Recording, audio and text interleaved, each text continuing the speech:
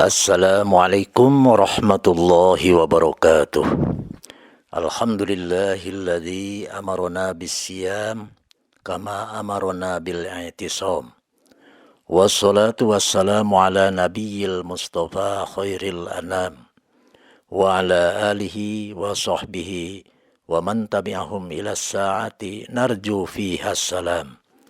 Amma ba'd. Saudaraku kaum muslimin, para pendengar yang budiman. Di bulan puasa seperti ini, rasa kebersamaan dan rasa persatuan umat begitu terasa.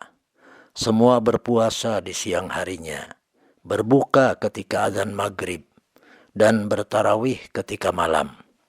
Suasana semacam itu seharusnya mendorong umat Islam untuk selalu mengedepankan kebersamaan dan juga persatuan. Karena kalau dicari antara faktor kesamaan dan perbedaan, sungguh faktor kesamaan jauh lebih banyak daripada perbedaannya. Di samping itu perlu dipahami seluruh umat bahwa kewajiban mewujudkan persatuan umat sama dengan kewajiban menjalankan puasa Ramadan. Kalau kewajiban puasa Ramadan disebutkan dalam surat Al-Baqarah ayat 183, maka kewajiban untuk mewujudkan persatuan Allah jelaskan dalam surat Al-Imran ayat 103.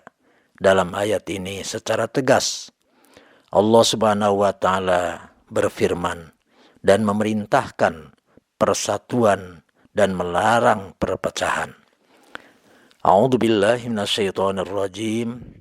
Wa'tasimu bihablillahi jami'an wa la tafarraqu ila akhiril ayat.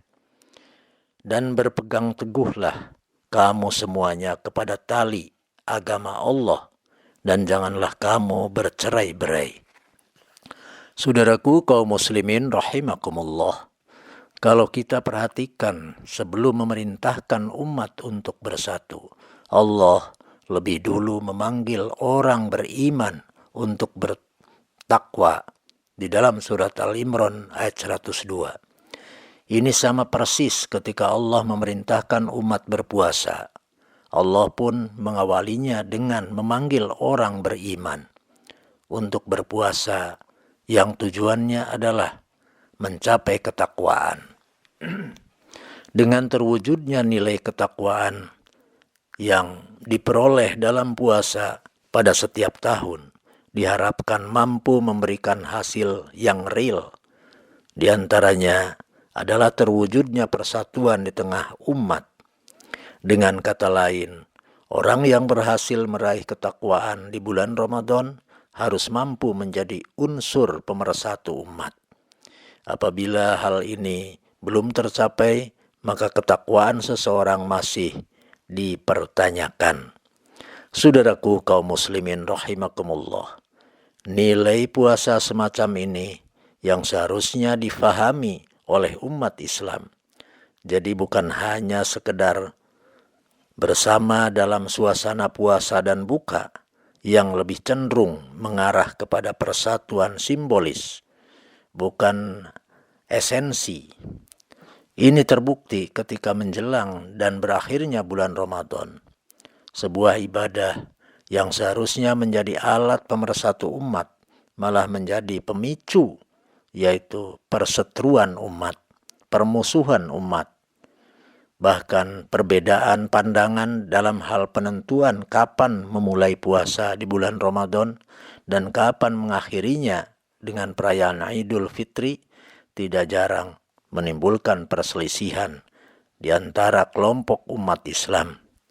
Masing-masing pihak mempunyai cara sendiri untuk menentukan jadwal yang mereka anggap tepat, dan mereka bersikap teguh dengan pendiriannya.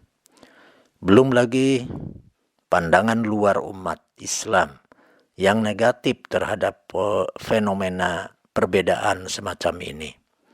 Kaum muslimin rahimakumullah, bila orang Eropa yang sebagian besar non-muslim telah mampu membuktikan diri untuk bersatu dengan wujud pasar bersama dan parlemen bersama, Uni Eropa, padahal mereka adalah terdiri daripada berbagai bangsa dan golongan yang berbeda. Maka mengapa kita tidak sanggup mewujudkan hal serupa? Bukankah unsur kesamaan antara umat Islam jauh lebih banyak daripada unsur perbedaannya? Bukankah landasan umat Islam itu sama? Bukankah perbedaan yang ada hanyalah sebatas masalah cabang, atau dalam ilmu fikih disebut furu', dalam usuluddin disebut cabang-cabang amaliyah yang tidak prinsip, namun dianggap prinsip bagi sebagian kelompok. Semua pertanyaan ini tidak mungkin terjawab dengan benar apabila kesadaran dan kedewasaan antar umat tidak ada. Selama masih ada egoisme satu kelompok dengan kelompok yang lain, atau fanatisme mazhab, atau kepentingan politik, dan kedangkalan berpikir, maka persatuan dan kesatuan umat akan tetap menjadi mimpi belaka, tidak akan terwujud. Saudaraku kaum muslimin rahimakumullah, oleh karena itu kehadiran bulan Ramadan seharusnya menjadi momen penting umat Islam untuk mengatur dan merapatkan kembali barisannya. Perbedaan harus segera dicari solusinya, dan setiap kelompok harus mampu bersikap dewasa untuk melepas pendapatnya demi keutuhan dan kemaslahatan umat secara umum. Mana semacam inilah yang Rasulullah SAW inginkan, sebagaimana dalam sabdanya yang artinya, puasa adalah hari di mana kalian berpuasa. Al-Fitri adalah hari di mana kalian berbuka. Sedang Al-Adha adalah hari di mana kalian menyembelih kurban.